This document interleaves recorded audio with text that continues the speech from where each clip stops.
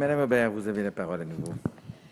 Merci, Monsieur le Ministre, et merci, Monsieur le Président. Je vais donc repartir sur une question qui a déjà été posée et qui concerne les études d'impact.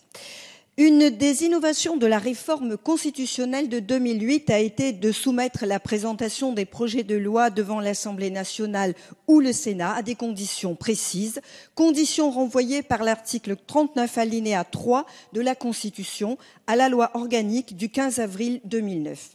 Désormais, les projets de loi sont accompagnés d'études d'impact censées éclairer les objectifs du texte gouvernemental. Or, ces études d'impact sont souvent présentées comme étant insuffisantes dans leur contenu et bavardages, cela a déjà été dit, dans leur développement. De ce point de vue, la décision du Conseil constitutionnel du 1er juillet 2014 est éclairante.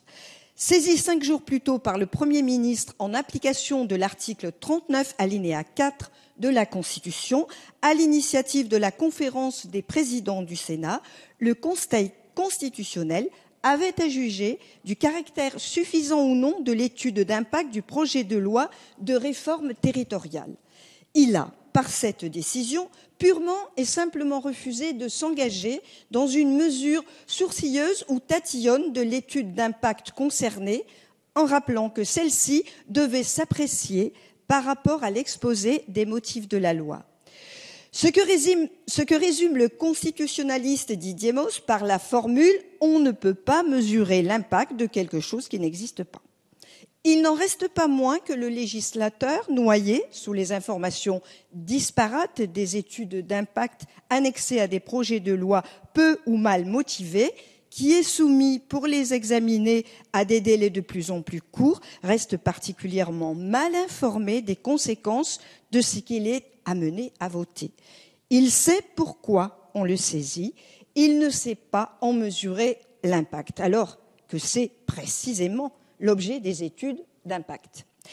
Les études d'impact n'ont-elles pour objet que de mettre en valeur l'intérêt qui s'attache à l'adoption d'un projet de loi, pour reprendre les termes du Conseil constitutionnel, ou peut-on espérer qu'à l'avenir, leur contenu soit moins lapidaire, voire lacunaire, comme le demande d'ailleurs à de nombreuses reprises le Conseil d'État dans ses avis qui seront bientôt rendus publics. Je vous remercie. Merci, Monsieur le Ministre. Merci, Monsieur le Président, Madame la députée Aubert.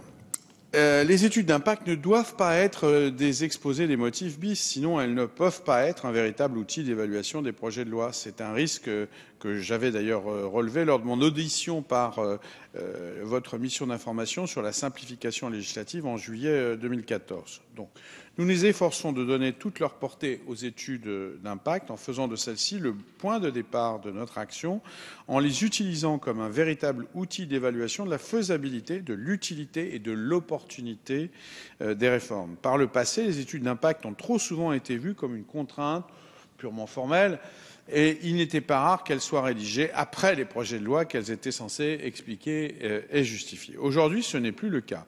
Chaque arbitrage interministériel est fait sur la base, non pas d'un projet de texte déjà ficelé, mais d'une étude d'impact objective, chiffrée et précise. Tel a été le cas pour l'ensemble des mesures qui figuraient dans le projet de loi de finances pour 2015. Chaque dispositif a été soumis à l'arbitrage interministériel sous la forme d'une fiche d'impact, et c'est sur cette base que les décisions ont été prises. Cette nouvelle manière de procéder a d'ores et déjà mené à l'abandon de certaines réformes dont l'utilité n'avait pas été démontrée a priori. Nous pouvons aller plus loin pour garantir l'utilité des études d'impact, par exemple en renforçant leur contenu, comme l'ont recommandé Régis Juanico et Laure de la Raudière dans leur étude sur la fabrique de la loi. Je m'associe pleinement aux conclusions de la mission sur 2 points. Il convient que le bilan entre les coûts et avantages économiques des réformes soit évalué de manière plus précise, plus argumentée, et il est aussi nécessaire de mieux justifier les mesures transitoires prévues par les projets de loi. Merci.